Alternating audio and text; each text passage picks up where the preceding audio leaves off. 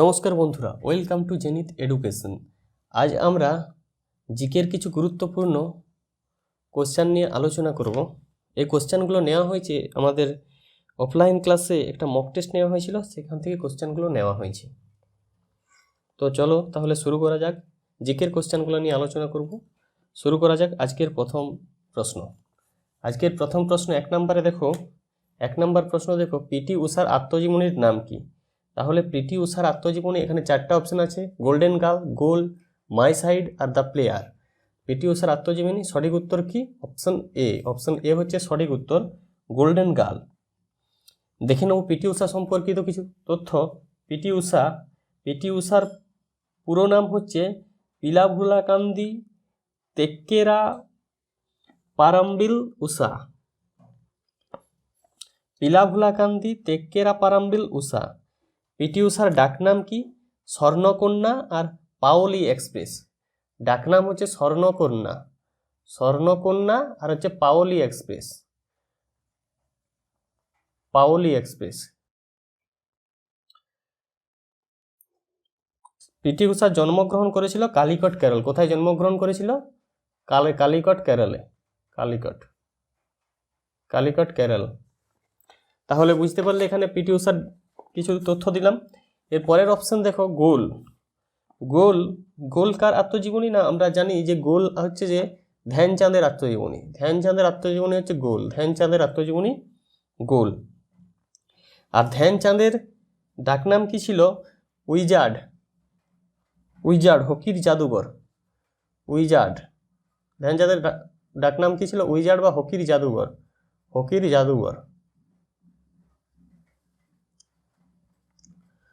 জাদুঘর। ধ্যানচাঁদের জন্মদিন 29শে আগস্ট 1905 সালে। 29শে আগস্ট ধ্যানচাঁদ জন্মগ্রহণ করেছিল। 29শে আগস্ট 1905 সালে ধ্যানচাঁদ জন্মগ্রহণ করেছিল।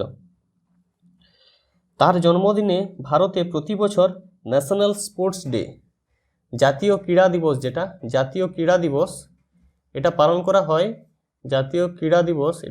হয়।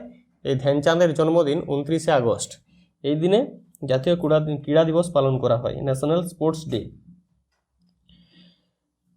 ভারতের যে সর্বোচ্চ ক্রীড়া সম্মান, যেটা আগে ছিল রাজীব গান্ধী খেলরত্ন সম্মান, সেটা সম্প্রতি নাম চেঞ্জ করে এটি মেজর ধ্যানচাঁদ খেলরত্ন পুরস্কার নামকরণ করা হয়েছে। তাহলে এটা খুবই ইম্পর্টেন্ট, যেটা রাজীব গান্ধী খেলরত্ন যেটা ছিল, সেটা এখন নামটা চেঞ্জ করে কি করা হয়েছে? মেজর ধ্যানচাঁদ খেলরত্ন পুরস্কার। বোঝা গেল? দেখে নেব পরের প্রশ্ন, পরের পয়েন্টে দেখো কি আছে, মাই সাইড কার আত্মজীবনী? মাই সাইড হলো ডেভিড বেকহামের আত্মজীবনী। ডেভিড বেকহামের আত্মজীবনী হচ্ছে মাই সাইড। আর দ্য প্লেয়ার, ডেভিড বেকহাম কে ছিলেন? ডেভিড বেকহাম ছিলেন একজন ফুটবল প্লেয়ার। আর দ্য প্লেয়ার কার আত্মজীবনী? দ্য প্লেয়ার হচ্ছে বরিস বেকারের আত্মজীবনী। বরিস বেকারের আত্মজীবনী হচ্ছে দ্য প্লেয়ার। এই বরিস বেকার ছিলেন একজন টেনিস খেলোয়াড় ছিলেন, ঠিক আছে, টেনিস প্লেয়ার। তাহলে এটা সম্পর্কে আমরা সমস্ত ডিটেলসটা দিয়ে দিলাম। চলে যাব পরের প্রশ্ন। দেখো কি বলেছে, শান্তিতে নোবেল পুরস্কার প্রদান করা হয় কোথা থেকে? শান্তিতে নোবেল পুরস্কার কোথা থেকে প্রদান করা হয়? চারটা অপশন আছে, সুইডেন, স্টকহোম, লন্ডন আর আসলো। উত্তর হবে অপশন ডি, আসলো সিটি থেকে। শান্তির নোবেল দেওয়া হয় নরওয়ের রাজধানী আসলো থেকে, এবং বাকি সব ক্ষেত্রে সুইডেনের রাজধানী স্টকহোম থেকে নোবেল পুরস্কার দেওয়া হয়। শুধুমাত্র শান্তির নোবেলটা দেওয়া হয় নরওয়ের রাজধানী আসলো সিটি থেকে। নরওয়ের রাজধানী আসলো সিটি থেকে দেওয়া হয় শান্তিতে, আর বাকিগুলো দেওয়া হয় সুইডেনের স্টকহোম সিটি থেকে।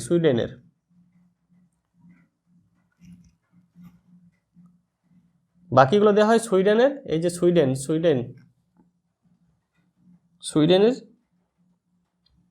রাজধানী স্টকহোম থেকে। সুইডেনের রাজধানী স্টকহোম সিটি থেকে বাকিগুলো দেওয়া হয় সুইডেনের রাজধানী স্টকহোম সিটি থেকে।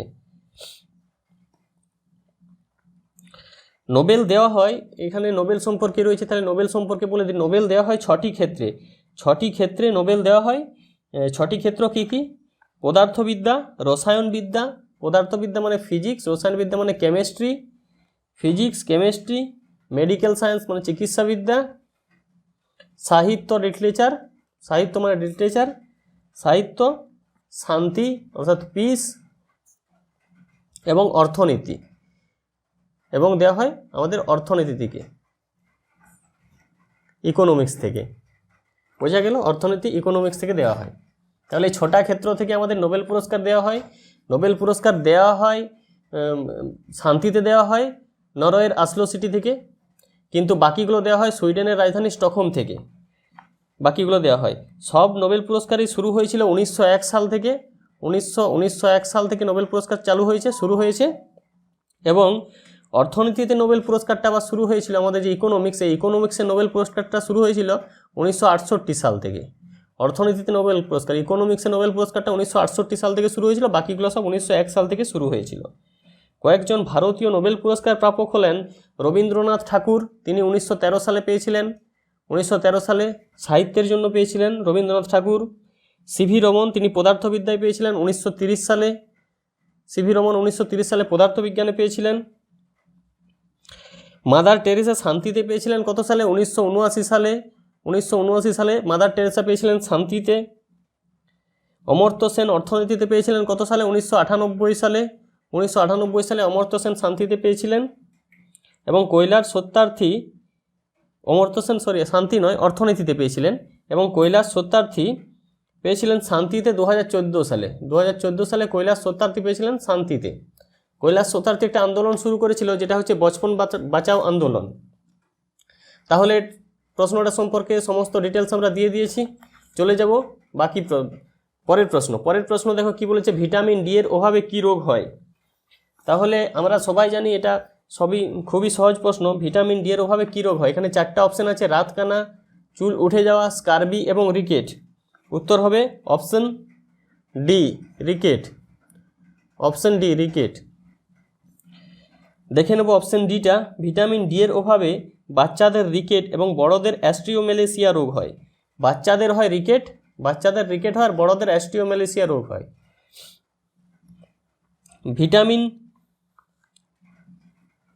ভিটামিন ডি এর রাসায়নিক নাম হলো আর্গোক্যালসিফেরল এবং কলোক্যালসিফেরল। মেনলি ক্যালসিফেরলটা মনে রাখলেই হবে। ভিটামিন ডি এর রাসায়নিক নাম হচ্ছে আর্গোক্যালসিফেরল এবং কলোক্যালসিফেরল।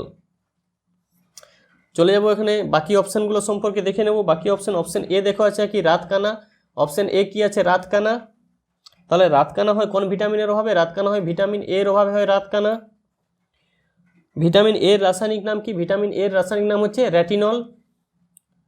অপশন বি আছে চুল উঠে যাওয়া। চুল উঠে যাওয়া কোন ভিটামিনের অভাবে? ভিটামিন B7 এর অভাবে হয় চুল উঠে যাওয়া। ভিটামিন B7 এর অভাবে হয় চুল উঠে যাওয়া। B7 এর রাসায়নিক নাম হচ্ছে বায়োটিন। B7 এর রাসায়নিক নাম কি? বায়োটিন। বায়োটিন। চলে যাব পরের অপশন সি দেখো, স্কারবি। স্কারবি কোন ভিটামিনের অভাবে হয়? না, স্কারবি হয় ভিটামিন সি এর অভাবে।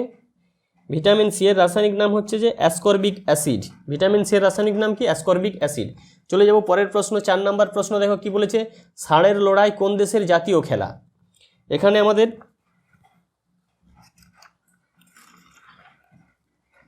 ষাঁড়ের লড়াই কোন দেশের জাতীয় খেলা? ষাঁড়ের লড়াই 4টা অপশন আছে, বাংলাদেশ, ভেনেজুয়েলা, স্কটল্যান্ড আর স্পেন। আমরা জানি যে ষাঁড়ের লড়াই কোন দেশের জাতীয় খেলা। সঠিক উত্তর হলো স্পেনের। স্পেনের জাতীয় খেলা হচ্ছে ষাঁড়ের লড়াই। ষাঁড়ের লড়াই হচ্ছে স্পেনের জাতীয় খেলা। স্পেনের রাজধানী, স্পেন সম্পর্কে কিছু দেখে নেব। স্পেনের রাজধানী, স্পেনের ক্যাপিটাল হচ্ছে, রাজধানী হচ্ছে আমাদের মাদ্রিদ। স্পেনের রাজধানী হচ্ছে মাদ্রিদ। বাকিগুলো দেখে নেব। এখানে আছে অপশন এ। অপশন এ আছে বাংলাদেশ। বাংলাদেশের জাতীয় খেলা কি? কাবাডি। বাংলাদেশের জাতীয় খেলা হচ্ছে কাবাডি। বাংলাদেশের রাজধানীর নাম কি? ঢাকা। বাংলাদেশের রাজধানী ঢাকা। বাংলাদেশের মুদ্রা কি? টাকা। চলে যাব option B. Option B Venezuela. ভেনেজুয়েলার জাতীয় খেলা কি? ভেনেজুয়েলার জাতীয় খেলা হচ্ছে বেসবল। ভেনেজুয়েলার জাতীয় খেলা বেসবল। ভেনেজুয়েলার রাজধানী কি? ভেনেজুয়েলার ক্যাপিটাল হচ্ছে, রাজধানী হচ্ছে কারাকাস। কারাকাস। চলে যাব পরের অপশন স্কটল্যান্ড। স্কটল্যান্ডের জাতীয় খেলা কি? গল্ফ। স্কটল্যান্ডের জাতীয় খেলা হচ্ছে গল্ফ। আর স্কটল্যান্ড এর রাজধানী হচ্ছে এডিনবরা। স্কটল্যান্ডের রাজধানী হচ্ছে এডিনবরা। স্কটল্যান্ডের রাজধানী এডিনবরা।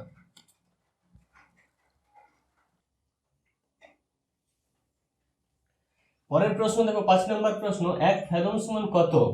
1 ফ্যাথম সমান, এখানে চারটা অপশন আছে, 6 মিটার, 12 মিটার, 6 ফুট, 12 ফুট। তাহলে আমরা জানি যে 1 ফ্যাথম সমান হচ্ছে, সঠিক উত্তর অপশন সি, 6 ফুট। 1 ফ্যাথম সমান হচ্ছে 6 ফুট। 1 ফ্যাথম সমান হচ্ছে আমাদের 6 ফুট। 6 ফুট, ঠিক আছে। জলের গভীরতা মাপার জন্য ফ্যাথম একক ব্যবহার করা হয় এবং যন্ত্রটির নাম, তাহলে দেখো 1 ফ্যাথম সমান হচ্ছে আমাদের 6 ফুট। আর ফ্যাথম কি? জলের গভীরতা মাপতে ফ্যাথম একক ব্যবহার করা হয়। আর এই যে যন্ত্রটা দিয়ে মাপা হয় সেই যন্ত্রটার নাম হচ্ছে ফ্যাথোমিটার। তারপরের প্রশ্ন দেখো, পরের প্রশ্ন বলেছে কততম সংবিধান সংশোধনের মাধ্যমে 10টি মৌলিক কর্তব্য লিপিবদ্ধ করা হয়? তাহলে আমরা জানি যে আমাদের সংবিধান তৈরি হওয়ার সময়তে মৌলিক কর্তব্যগুলো ছিল না, ওগুলো পরে সংবিধান সংশোধনের মাধ্যমে লিপিবদ্ধ করা হয়েছিল। প্রথমে 10টা লিপিবদ্ধ করা হয়েছিল, বর্তমানে মৌলিক কর্তব্যের সংখ্যা হচ্ছে 11টা।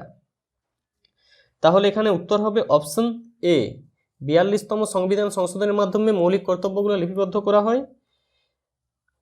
ভারতের মূল সংবিধানের নাগরিকদের মৌলিক কর্তব্যের কোনো উল্লেখ ছিল না। 1976 সালের 42তম সংবিধান সংশোধনের মাধ্যমে, যেটা পার্ট 4A আছে, সংশোধনের মাধ্যমে এগুলো অন্তর্ভুক্ত করা হয়েছিল মৌলিক কর্তব্যগুলো, যেটা আছে পার্ট 4A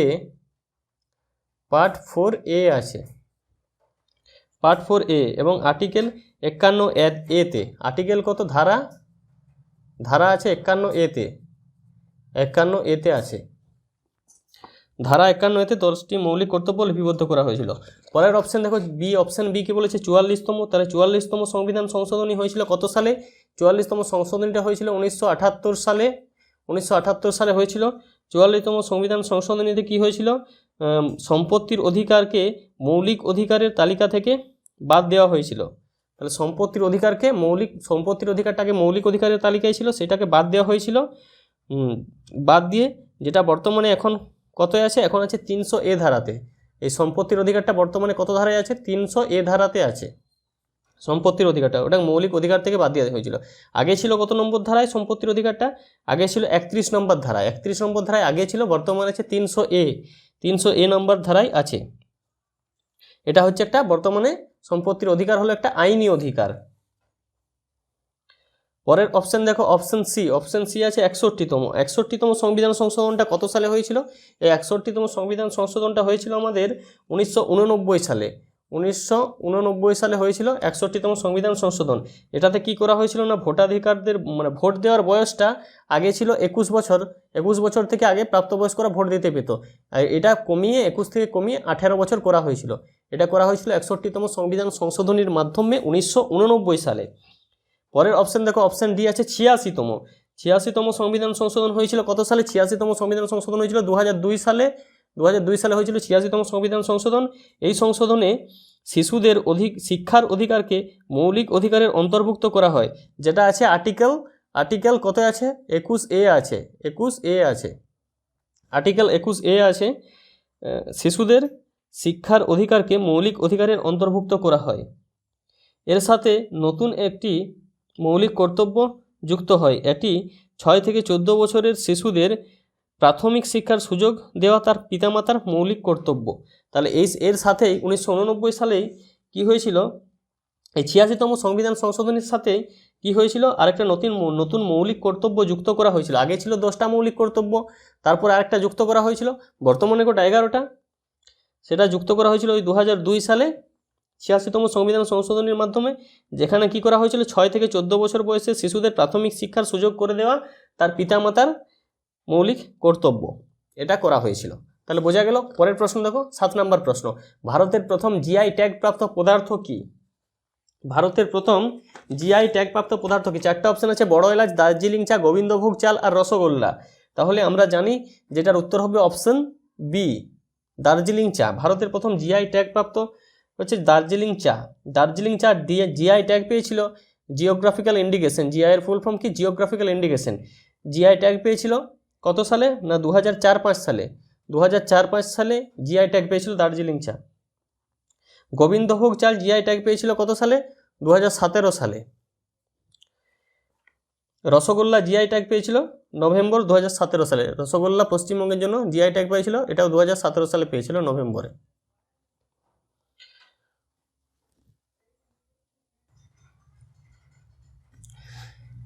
পরের প্রশ্ন দেখো, পরের প্রশ্ন কি আছে? রাডার এর অর্থ কি? রাডারের অর্থ কি?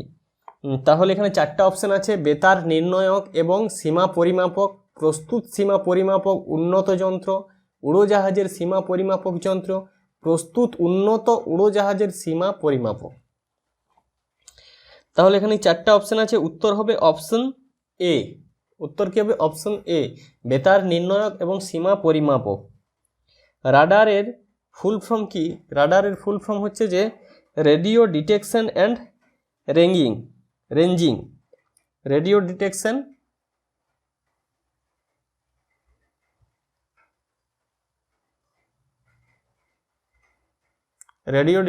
And ranging.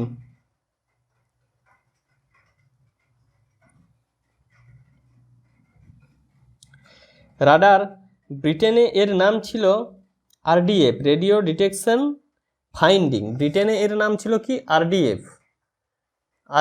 ব্রিটেনে এর নাম ছিল আরডিএফ।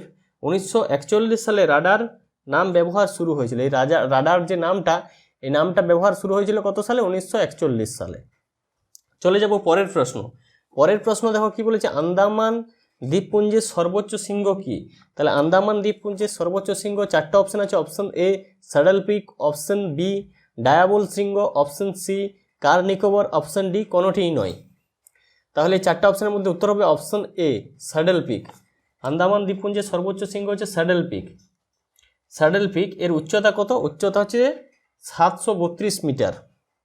স্যাডল পিকের উচ্চতা কত? 732 মিটার। স্যাডল পিকের উচ্চতা হচ্ছে 732 মিটার। এটি উত্তর আন্দামানে অবস্থিত। এটি কোথায় অবস্থিত? উত্তর আন্দামানে। উত্তর আন্দামানে অবস্থিত। উত্তর আন্দামানে অবস্থিত। পরের প্রশ্ন দেখো। পরের প্রশ্ন কি বলেছে, রাজ্যসভার চেয়ারম্যান হলেন কে? 4টা অপশন আছে। অপশন এ বিরোধী দলনেতা, অপশন বি রাষ্ট্রপতি, অপশন সি উপরাষ্ট্রপতি এবং অপশন ডি প্রধানমন্ত্রী। তাহলে আমরা জানি যে রাজ্যসভার চেয়ারম্যান কে হয়?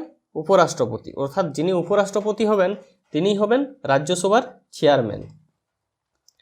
ভারতের উপরাষ্ট্রপতি পদাধিকার বলে রাজ্যসভার সভাপতি বা চেয়ারম্যান হন। এটা আছে আর্টিকেল কততে আছে? এটা আছে আর্টিকেল 64 আর্টিকেলে আছে, 64 নম্বর ধারাতে। উপরাষ্ট্রপতি সংসদের অর্থাৎ লোকসভা বা রাজ্যসভার কোনো কক্ষেরই সদস্য হন না। উপরাষ্ট্রপতি কোনো কক্ষেরই সদস্য হন না, লোকসভা বা রাজ্যসভা কোনো কক্ষেরই সদস্য হন না, তিনি হন উপরাষ্ট্রপতি। কিন্তু তিনি পদাধিকার বলে হন রাজ্যসভার চেয়ারম্যান। পরের প্রশ্ন দেখো, চিল্কা হ্রদ হলো কি? অপশন এ নোনা জলের হ্রদ, অপশন বি সাধু জলের হ্রদ, অপশন সি বর্ষাকালে সাধু জলের হ্রদ, অপশন ডি গ্রীষ্মকালে নোনা জলের হ্রদ। 4টা অপশন আছে, উত্তর হবে অপশন এ নোনা জলের হ্রদ। চিল্কা হলো একটি নোনা জলের হ্রদ। চিল্কা হ্রদ, চিল্কা উপহ্রদ ওড়িশাতে অবস্থিত। চিল্কাকে উপহ্রদ বলা হয়, তা ওড়িশাতে অবস্থিত। এটি ভারতের বৃহত্তম এবং পৃথিবীর 3য় উপকূলীয় লেগুন বা উপহ্রদ। এটা হচ্ছে ভারতের মধ্যে বৃহত্তম, আর ওয়ার্ল্ডের হচ্ছে আমাদের তৃতীয় বৃহত্তম উপহ্রদ। এটিকে অর্থাৎ এই চিল্কা হ্রদকে ইউনেস্কো ভারতের একটি অস্থায়ী বিশ্ব ঐতিহ্যবাহী স্থান সমূহের তালিকায় অন্তর্ভুক্ত করেছে। অস্থায়ী ঐতিহ্যবাহী স্থান সমূহের তালিকায় চিল্কা হ্রদকে অন্তর্ভুক্ত করেছে। ভারতের বৃহত্তম লবণাক্ত হ্রদ হলো সম্বর। যদি লবণাক্ত হ্রদ বলে ভারতের বৃহত্তম লবণাক্ত হ্রদ কি? সম্বর। সম্বর কোথায় অবস্থিত? সম্বর রাজস্থানে অবস্থিত। পৃথিবীর বৃহত্তম লবণাক্ত হ্রদ কি? পৃথিবীর যদি বলে ওয়ার্ল্ডের বৃহত্তম লবণাক্ত হ্রদ হচ্ছে কাস্পিয়ান সাগর।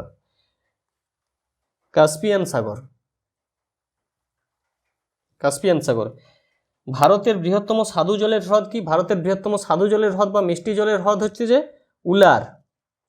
ভারতের বৃহত্তম স্বাদু জল বা মিষ্টি জলের হ্রদ হচ্ছে উলার, এবং পৃথিবীর বৃহত্তম স্বাদু জল বা মিষ্টি জলের হ্রদ হচ্ছে সুপিরিয়র। পৃথিবীর বৃহত্তম স্বাদু জল বা মিষ্টি জলের হ্রদ কি? সুপিরিয়র।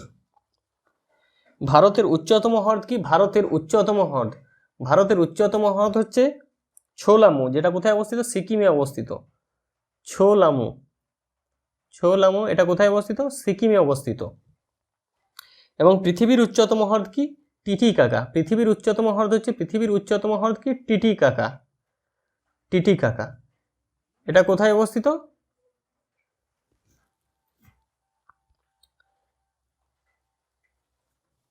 পরের প্রশ্ন দেখো। পরের প্রশ্ন ইসিজি এর কাজ কি? ইসিজি এর কাজ কি? এখানে চারটা অপশন আছে। হৃদস্পন্দনের হার নির্ণয়, বিভব পার্থক্য নির্ণয়, ভেন্ট্রিকুলারের ঘনত্ব নির্ণয়, রক্তের আয়তন নির্ণয়। চারটা অপশন আছে, উত্তর হবে অপশন এ, হৃদস্পন্দনের হার নির্ণয়। ইসিজি এর কাজ হৃদস্পন্দনের হার নির্ণয়। ইসিজির ফুল ফর্ম হলো ইলেকট্রোকার্ডিওগ্রাফি। ইসিজির ফুল ফর্ম কি? ইলেকট্রোকার্ডিওগ্রাফি। আর বিভব পার্থক্য এটার কি একক? বিভব পার্থক্যের একক হচ্ছে যে আমাদের ভোল্ট। বিভব প্রভেদের একক কি? ভোল্ট। আর এগুলো সেরকম ইম্পর্টেন্ট নেই। পরের প্রশ্ন দেখো। পৃথিবীর বৃহত্তম আন্তর্জাতিক সীমা রেখাটি অবস্থিত কোথায়? চারটা অপশন আছে। ভারত চীনের মাঝে, অপশন বি রাশিয়া এবং ফিনল্যান্ডের মাঝে, অপশন সি ইউএসএ এবং কানাডার মাঝে, এবং অপশন ডি ইরাক এবং ইরানের মাঝে। তাহলে পৃথিবীর বৃহত্তম আন্তর্জাতিক সীমারেখা এটা কোথায় অবস্থিত? অপশন সি, মার্কিন যুক্তরাষ্ট্র এবং কানাডা। অপশন সি, মার্কিন যুক্তরাষ্ট্র এবং কানাডা। তাহলে দেখে নেব ইউএসএ এবং কানাডার মধ্যে অবস্থিত এই যে সীমারেখাটা, এটার নাম কি? এটার নাম হচ্ছে 49তম প্যারালাল লাইন। 49, 49তম প্যারালাল লাইন। এটি বিশ্বের বৃহত্তম সীমারেখা। ভারত চীন সীমান্তে কি আছে? অপশন এ যেটা আছে, ভারত চীন সীমান্তের মাঝে আছে ম্যাকমোহন লাইন এবং এলএসি। ম্যাকমোহন লাইন আছে,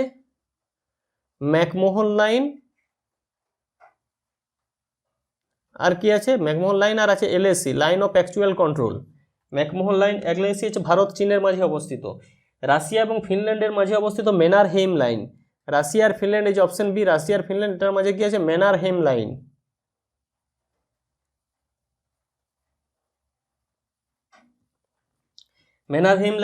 আর ইরাক এবং ইরানের মাঝে অবস্থিত সাত এল আরব। ইরাক আর ইরানের মাঝে কি আছে? সাত এল আরব। চলে যাব পরের প্রশ্ন দেখো। 14 নম্বর প্রশ্ন কি বলেছে না, গৌতম বুদ্ধ তার উপদেশ প্রথম কোথায় প্রচার করেন? দুটো অপশন আছে, চারটা অপশন আছে। Option A Bodhgaya, option B Lumbini, option C Sarnath এবং অপশন ডি আছে কুশিনগর। তাহলে এখানে সঠিক উত্তর হবে অপশন সি সারনাথ। দেখে নেব অপশন সি সম্পর্কে। সারনাথে গৌতম বুদ্ধ তার বাণী প্রথম প্রচার করেন। বুদ্ধের প্রথম 5 জন শিষ্য হলেন কৌডিন্য, অশ্বজিৎ, বাষ্প, মহানাম এবং ভদ্রিক। তাহলে বুদ্ধের প্রথম 5 জন শিষ্য ছিল। এই 5 জন শিষ্য কি কি বললাম আরেকবার বলে দিচ্ছি।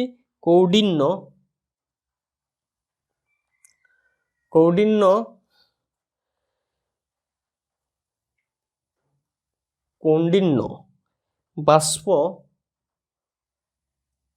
বাষ্প, মহানাম, আরেকজন কার কি নাম? ভদ্রিক। এই ছিল গৌতম বুদ্ধের 5 জন শিষ্য। কৌডিন্য, বাষ্প, এখানে অশ্বজিৎটা লেখানো 4 জন, আরেকজন আছে অশ্বজিৎ।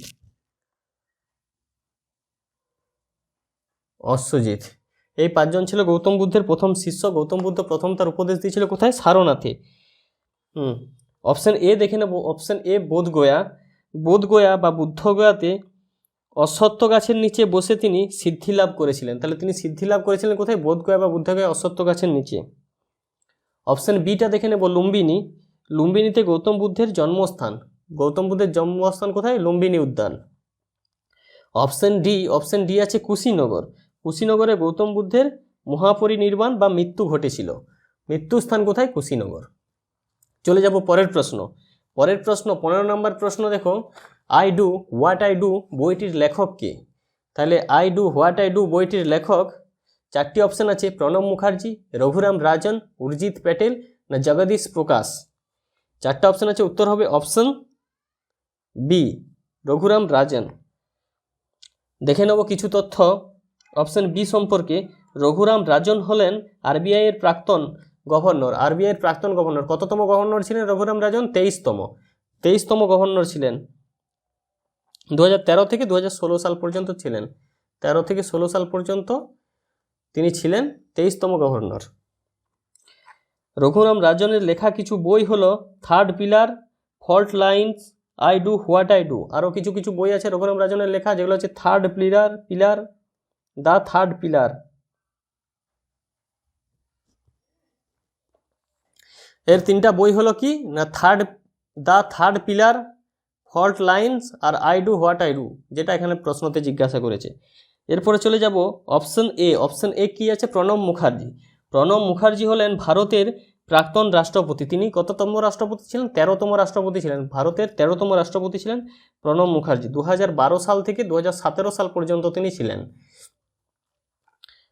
প্রণব মুখার্জির লেখা কিছু বই আছে, যেগুলো হলো the presidential years, thought and reflections. Pranab মুখার্জির লেখা বই কি কি? দ্য প্রেসিডেন্সিয়াল ইয়ার্স আর thoughts and reflection. Option C চলে যাব। অপশন সি কি আছে? উর্জিত প্যাটেল। উর্জিত প্যাটেল ছিলেন আরবিআই এর 24তম গভর্নর। উর্জিত প্যাটেল কি ছিলেন? 24তম গভর্নর। 24তম গভর্নর ছিলেন উর্জিত প্যাটেল। তার সময়কাল কত ছিল?